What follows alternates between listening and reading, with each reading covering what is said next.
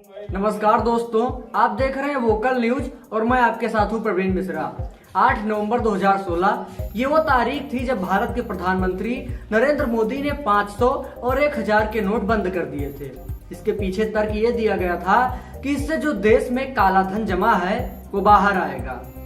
लेकिन सरकार या फिर देश को इससे क्या हासिल हुआ, आज हम इस रिपोर्ट के माध्यम से ये सारी बातें जानेंगे।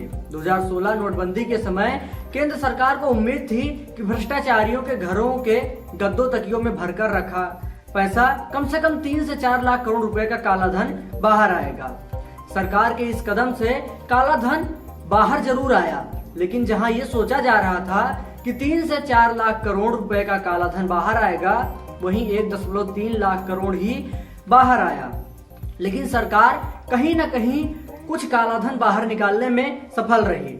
नोटबंदी के समय जारी किए गए 500 और 2000 के नोटों में अब 9.21 लाख करोड़ रुपए के गायब हो गए हैं। दरअसल रिजर्व बैंक ऑफ इंडिया यानी आरबीआई की 2016-17 से लेकर 2021-22 तक की एनुअल रिपोर्ट्स बताती है कि आरबीआई ने 2016 से लेकर अब तक 500 और 2000 के कुल 6,849 करोड़ रुपए की करेंसी छापे थे।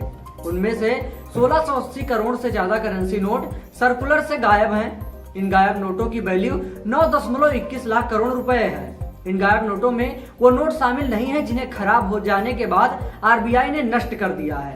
यानी नोटबंदी से जितना काला धन बाहर आया उसका 9 गुना ज्यादा तो काला धन फिर से जमा हो गया है। कानून के मुताबिक ऐसी कोई भी रकम जिस पर टैक्स न चुकाया गया हो ब्लैक मनी मानी जाती है। इस 9.21 लाख करोड़ रुपए में लोगों की घरों में जमा सेविंग्स भी शामिल हो सकती है।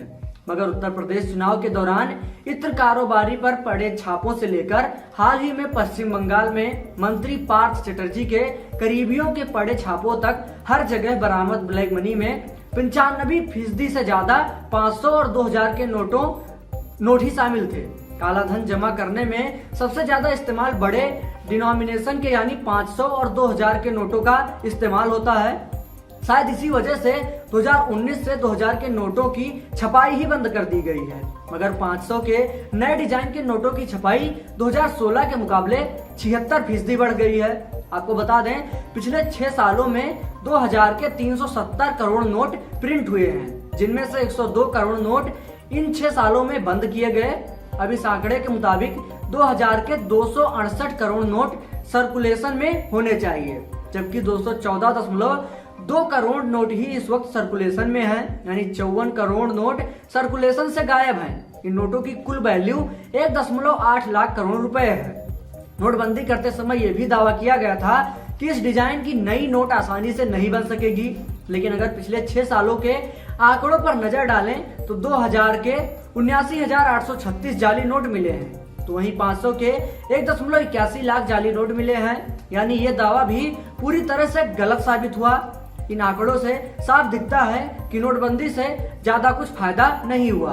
अब सरकार को इस पर विचार करना चाहिए कि आखिर जो काला धन यानी ब्लैक मनी जमा है उसको बाहर कैसे ला सकते हैं, क्योंकि नोटबंदी से कहीं ना कहीं सरकार ने जो उम्मीद लगाई थी वो सही साबित नहीं हुई। ऐसी तमाम खबरों को जानने के लिए बने रहिए वोकल न्यूज के साथ।